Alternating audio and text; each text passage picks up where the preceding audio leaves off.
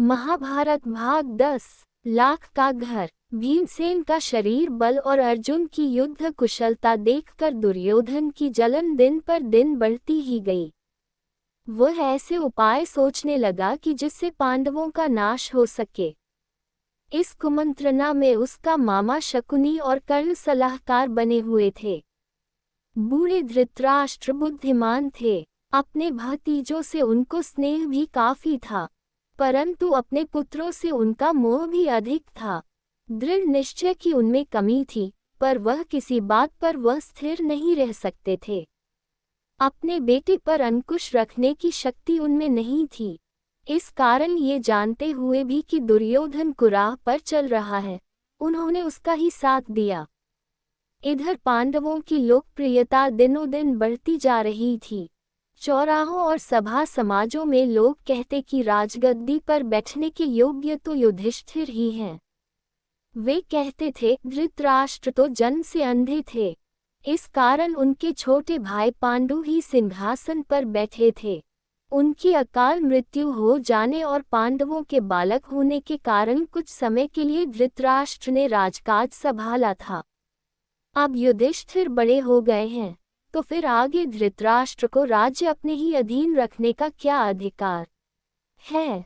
पितामह भीष्म का तो कर्तव्य है कि वह धृतराष्ट्र से राज्य का भार युधिष्ठिर को दिला दें। युधिष्ठिर ही सारी प्रजा के साथ न्यायपूर्वक व्यवहार कर सकेंगे। ज्यों-ज्यों पांडवों की यह लोकप्रियता दिखाई देती थी, ईर्ष्या से वह और भी अधिक कुढ़ने लगता था। एक दिन धृतराष्ट्र को अकेले में पाकर दुर्योधन बोला, पिताजी, पुरवासी तरह तरह की बातें करते हैं। जन्म से दिखाई न देने के कारण आप बड़े होते हुए भी राज्य से वंचित ही रह गए। राजसत्ता आपके छोटे भाई के हाथ में चली गई। अब यदि युधिष्ठिर को राजा बना दिया गया, तो फिर पीढ़ियों तक हम राज्य की आशा नहीं कर सकेंगे। पिताजी, हमसे तो यह अपमान न सहा जाएगा।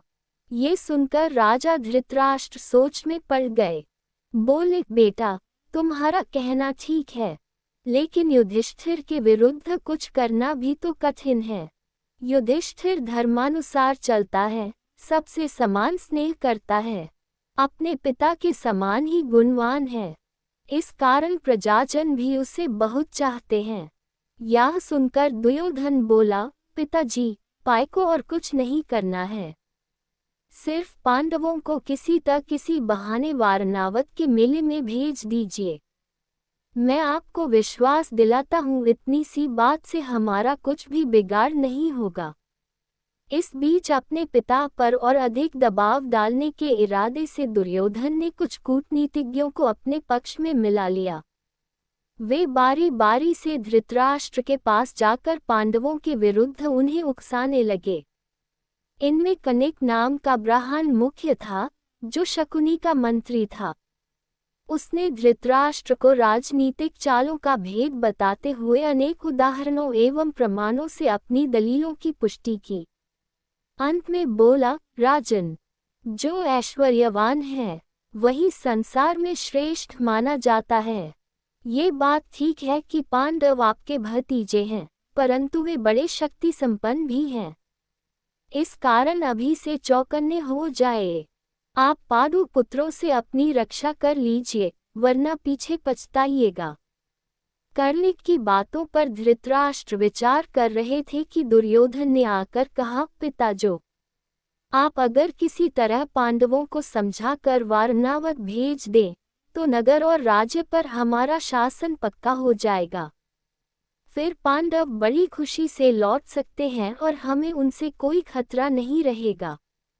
दुर्योधन और उसके साथी धृतराष्ट्र को रात दिन इसी तरह पांडवों के विरुद्ध कुछ न कुछ कहते सुनाते रहते और उन पर अपना दबाव डालते रहते थे।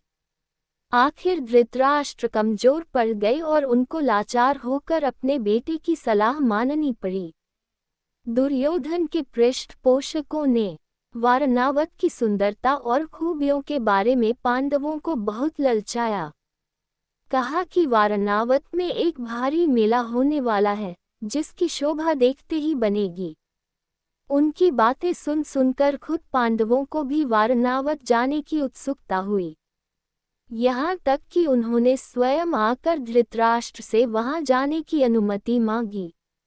धृतराष्ट्र की अनुमति पाकर पांडव बड़े खुश हुए और भीष्म आदि से विदा लेकर माता कुंती के साथ वारणावत के लिए रवाना हो गए।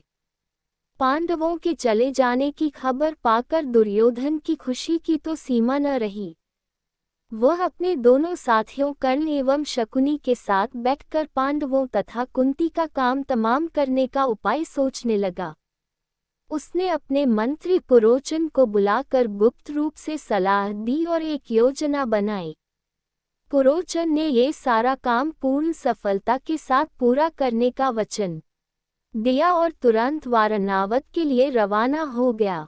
एक शीघ्रगामी रथ पर बैठकर पुरोचन पांडवों से बहुत पहले वारणावत जा पहुंचा। वहां जाकर उसने पांडवों के ठहरने के लिए सन, घी, मूंग, तेल, लाख, चर्बी आदि जल्दी आग पकड़ने वाली चीजों को मिट्टी में मिलाकर एक सुंदर भवन बनवाया। इस बीच अगर पांडव वहां जल्दी पहुंच गए तो कुछ समय उनके ठहरने के लिए एक और जगह का प्रबंध पुरोचन ने कर रखा था। दुर्योधन की योजना यह थी कि कुछ दिनों तक पांडवों को लाख के भवन में आराम से रहने दिया जाए और जब वे पूर्ण रूप से निश्चिंत हो जाएं, तब रात में भवन में आग लगा दी जाए, जिससे पांडव तो जलकर भस्म हो जाएं और कौरवों पर भी कोई दोष न लगा सके। नमस्ते दोस्तों, आज हम आपके लिए महाभारत भाग 10 लेकर आए हैं और हम पहले भी आपके लिए ऐसे ही अद्भुत कथाओं के भाग देते रहे हैं। अगर आप चाहते हैं कि हम महाभारत की कथाएं आपको इसी तरह देते रहे तो वीडियो को लाइक करें और चैनल को सब्सक्राइब करें और हमारे वीडियो को शेयर करें ना भूलें। जितना ज़्यादा आप शेयर करेंगे उतना ही लोग इस अद्भुत कथा का आनंद ले पाएंगे।